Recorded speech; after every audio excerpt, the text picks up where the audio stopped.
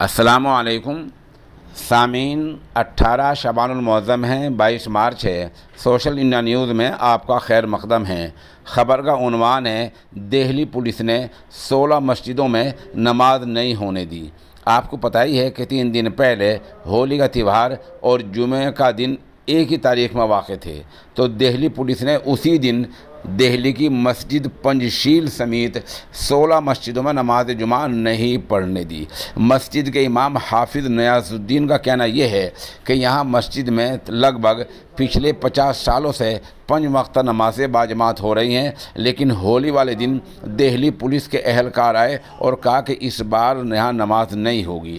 اس سے آپ اندازہ لگا سکتے ہیں کہ ہم کتنے کمزور ہو چکے ہیں یا کمزور مانے جا رہے ہیں۔ ہمیں قانون کے دائرے میں رہ کر دہلی پولیس کے خلاف عدالت کا سہارا لینا چاہیے، قانونی چارہ جو کرنا چاہیے، ملی تنظیموں کو اکٹھا ہونا چاہیے، نہیں تو آج 16 مسجدوں میں نماز روکیے، کل یہ 20 میں، 50 میں، 100 میں نماز روک سکتے ہیں۔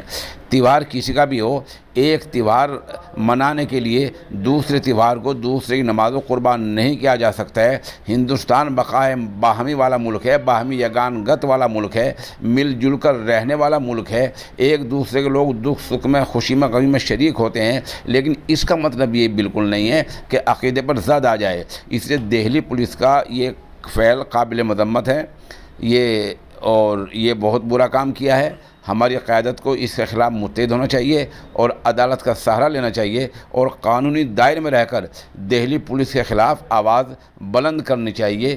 یہ پولیس کا یہ عمل نہایت قابل مذمت ہے۔